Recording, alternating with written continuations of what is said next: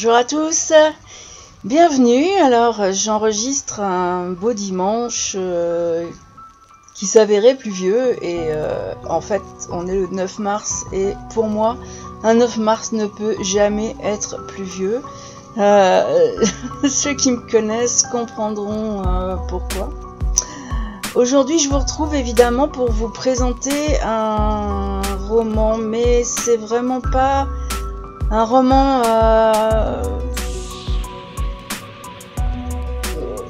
c'est un coup de cœur, voilà. Ça va être très difficile pour moi d'en parler parce que c'est la chronique que j'ai la plus compliquée pour l'instant que j'ai eu à rédiger, parce que le roman m'a vraiment, je vais dire, kidnappée. Et j'ai eu ce sentiment de faire partie de l'histoire, d'être un observateur un peu silencieux dans ce monde. Et c'est vrai que quand on a du mal comme ça à se détacher de quelque chose, c'est compliqué. J'ai un peu l'impression de dévoiler ma propre intimité. Et ce roman s'intitule Ours de Laurent Cap. Alors c'est amusant parce que la couverture, quand je l'ai reçue, je me suis dit que c'est bizarre. En fait, sur la couverture, il était une fois un oiseau et alors ça c'est écrit en tout petit, puis ours en gros, Laurent Cap. Et sur la couverture, il y a non pas un ours, mais 2 tourterelles. Et je suis restée vraiment très sceptique sur cette couverture, en plus qui est sur fond d'une couleur qui me met toujours très mal à l'aise, en plus. Donc je suis restée très sceptique devant cette couverture avant d'ouvrir le bouquin, parce que je me suis demandé ce qu'elle venait faire là, cette tourterelle, et pourquoi il n'y avait pas un ours. Bon, il se trouve que pour moi ce choix n'est pas anodin, parce qu'il révèle aussi toute la finesse du récit. Ouais, ours. Ce n'est pas forcément seulement l'histoire d'un homme, c'est vraiment une traversée de la mémoire, un hommage à l'amour et à la façon dont les souvenirs, les regrets, les non-dits façonnent nos existences. Et les tourterelles sont toujours en couple. Et là, évidemment, ça m'a paru moins bizarre, même si, quoique. Mais en fait, maintenant, je la trouve toujours pas jolie, mais peu importe, parce que tout ce qui est au-delà de cette couverture est vraiment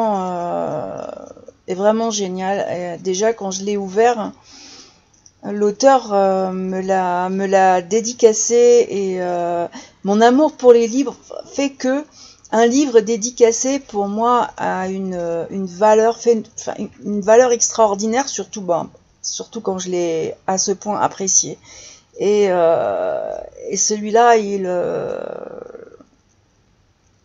il sera toujours en évidence dans ma bibliothèque, parce que je crois que je pourrais le lire et certainement le relire. Dès les premières pages,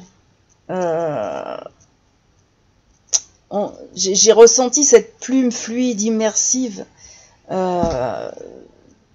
qui m'a entraînée dans l'intimité d'Ours. Ours, c'est son surnom, c'est un vieil homme reclus, hanté par le passé. Alors il va y avoir probablement quelques spoils. C'était compliqué pour moi, sinon j'avais l'impression de faire juste un développement de la 4e de couverture, et j'ai pas envie de faire ça. Donc effectivement, bon, il est hanté par le passé, et puis c'est un soir et une nuit, et cette nuit-là, un jeune inconnu frappe à sa porte. C'est Adam. Et Adam, c'est pour Ours, qui n'ouvre jamais à personne, là il l'accueille quand même parce que c'est un visage familier, presque trop. Et cette histoire qui commence comme une simple demande d'aide de la part de ce jeune homme se transforme en une nuit vraiment d'échange où le présent et le passé vont s'emmêler, où les ombres du souvenir reviennent frapper à la porte d'Ours avec la même insistance qu'Adam. Parce que vous allez voir, Adam, il est collant. Il pose des questions et il aime pas vraiment ne pas avoir les réponses, donc c'est vrai qu'il les repose d'une autre façon, il ménage la susceptibilité et finalement il arrive à rentrer en contact avec cet homme qui s'était refermé sur lui-même. Et il y a un aspect vraiment captivant dans ce roman, c'est dans sa construction narrative, parce que c'est pas du tout un récit linéaire, c'est un peu un jeu subtil entre les époques. Ours, donc il est confronté à ce mystérieux jeune homme, et en fin de compte, dans ses échanges, il semble revivre sa propre jeunesse à travers Adam, et cette étrange impression d'écho, ça traverse le roman, ça interroge. Je me suis même demandé, alors d'abord Adam, pendant tout le roman, et je vous le dirai pas d'ailleurs, je donnerai pas ma conclusion, mais Adam est-il réel ou n'est-il qu'un prétexte pour Ours à exhumer ses souvenirs? Qui sait? C'est vraiment la question que je me suis reposée. Et surtout, est-ce qu'on va me répondre un jour? Et c'est loin d'être une simple exploration nostalgique. En fait, Ours, il interroge, enfin en tout cas, si je parle de moi, il a interrogé mon propre rapport au temps. Et je me pose la question, la mémoire, est-ce que c'est un refuge ou est-ce que c'est un piège? Et comment se réconcilier avec un passé qu'on cherche à oublier? Ou disons qu'on met dans le déni, parce qu'on n'oublie rien. Mais à travers cette écriture qui est très sobre, mais aussi très puissante, Laure Ancap m'a plongé dans une réflexion assez profonde sur la façon dont moi, vous, construisons nos propres récits et nos propres récits de vie. Alors ceci étant, pendant ma lecture, je ne me suis posé aucune question. C'est surtout quand j'ai refermé le bouquin que les questions me sont venues, parce que j'étais dans le bouquin, je l'ai lu pratiquement d'une traite, sauf quand on a des pauses obligatoires. Et je trouve que c'est une ode à la mémoire du cœur. C'est l'amour, la perte et la culpabilité aussi, on en a tous. Et si Ours est un roman sur la mémoire, c'est aussi une magnifique histoire d'amour, celle d'Ours et de Birdie. Alors Birdie, d'où les oiseaux peut-être, une femme très très solaire qui continue d'habiter chaque recoin de ses pensées. C'est quelqu'un qui avait une forte présence et une artiste et malgré qu'elle ne soit plus là, Ours a fait en sorte qu'elle ne parte jamais.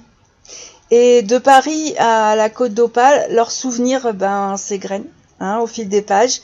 Et ça nous donne, c'est vraiment la représentation très artistique d'ailleurs, d'un amour fait de passion, de silence, de moments de grâce. Puis il y a toujours des blessures aussi, qu'elles soient visibles ou invisibles. Une histoire d'amour n'est jamais un long fleuve tranquille. Et au-delà des instants très heureux, il y a ce qui n'a pas été dit et ce qui pèse sur la conscience d'Ours.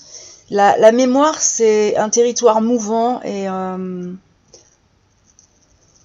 quand on y revient, on ressort parfois avec des regrets ou des soulagements et c'est dans cette ambivalence que réside vraiment toute la force de ce roman. Et faut pas croire qu'Ours est un vieil homme idéalisant son passé, c'est pas ça du tout. C'est un homme qui est hanté par ce qu'il n'a pas su faire et par ce qu'il a perdu.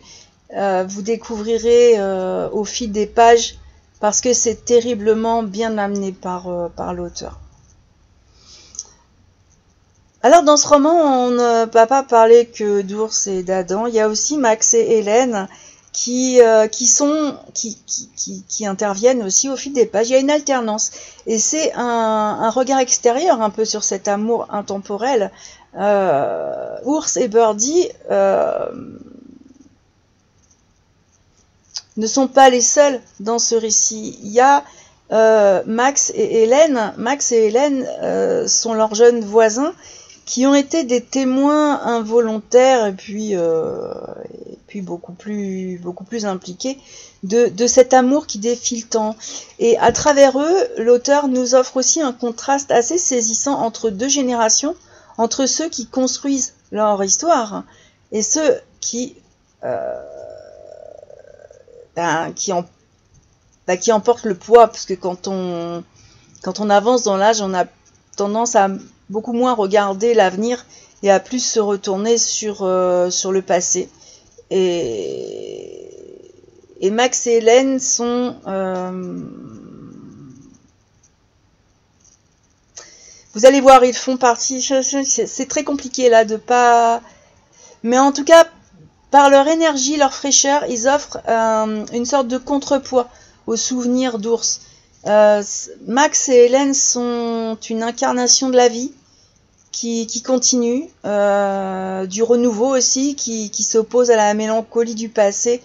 Et moi j'ai aimé leur présence qui souligne avec une acuité poignante l'idée que chaque histoire d'amour, si elle traverse le temps, doit aussi savoir se réinventer. Et eux sont aussi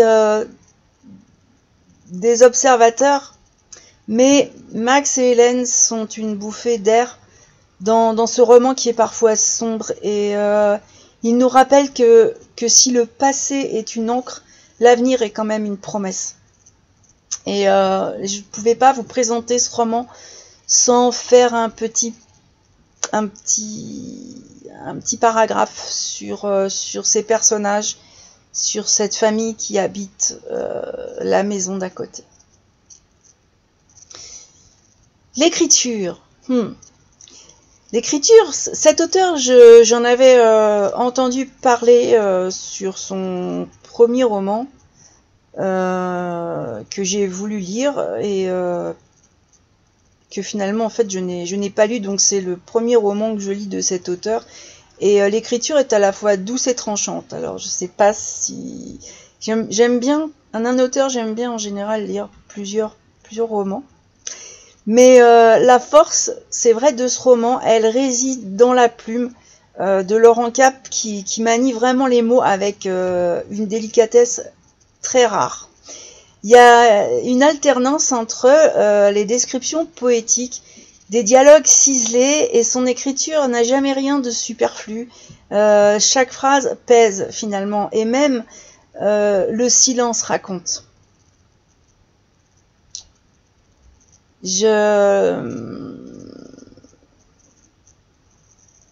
D'ailleurs, c'est pas, il est aux éditions Vendeurs de mots, et je suis en train de préparer une liste. enfin, ce sont mes propositions. Après, je suis pas seule à décider, mais je vais mettre ce roman sur la liste des prochains achats de la bibliothèque où je travaille, parce que j'ai envie de faire voyager ce livre. Le rythme du roman, d'ailleurs je vous mets les liens d'achat, mais le rythme du roman est lent. Il est presque contemplatif et pourtant il est jamais ennuyeux. Donc comme quoi, alors il épouse la mémoire d'Ours, bien sûr, faite de fulgurances et de zones d'ombre. Il y a certains passages qui sont à peine murmurés et d'autres qui explosent avec une intensité qui, je vous assure, qui serre la gorge. C'est très intime, hein, c'est vraiment... Et il y a cette maîtrise du style qui renforce cette intimité du récit, justement. Moi, j'ai pas lu Ours, je l'ai traversé, je l'ai vécu, et il m'a laissé avec un sentiment rare d'avoir réellement partagé quelque chose avec ces personnages. Et pour moi, c'est un roman à lire, à ressentir, et puis à laisser résonner, et vous verrez que une fois que vous l'avez refermé, même si vous lisez autre chose, quand vous allez y repenser, c'est pour ça que je dis résonner. C'est un peu comme les ondes sur l'eau quand on jette une pierre et puis que les cercles se multiplient et vont de plus en plus loin. Il y a certains livres qui s'effacent avec le temps. Il y en a d'autres qui restent ancrés dans la mémoire, et pour moi, Ours fait partie de ceux qui laissent une empreinte. Moi, il fait partie des livres qui vont m'accompagner longtemps. Même que ça fait un petit moment là que j'ai refermé la dernière page. Et pourtant, voilà, c'est vrai que aujourd'hui j'en parle, et même en parlant, ça fait revenir d'autres souvenirs et des tas de choses que je ne dois pas dire, hein. Bref, ce roman m'a poussé quand même à m'interroger sur mon propre rapport au passé, et sur les histoires qu'on porte en nous, sur celles qu'on choisit de raconter. Et c'est vrai qu'il nous rappelle aussi que la mémoire n'est pas un fardeau. C'est une manière de continuer à faire vivre ce que nous avons aimé. Moi, c'est un peu pour moi, c'est ça l'immortalité. Il y a quelqu'un que j'ai beaucoup aimé, qui pour moi ne mourra jamais, parce que par certains de mes actes, de mes questions, j'ai toujours le sentiment de lui demander un conseil. Donc ce qu'il m'a transmis, c'est la transmission aussi. J'en ai pas trop parlé, mais dans la transmission, il y a cette sorte d'immortalité. Alors j'ai une question.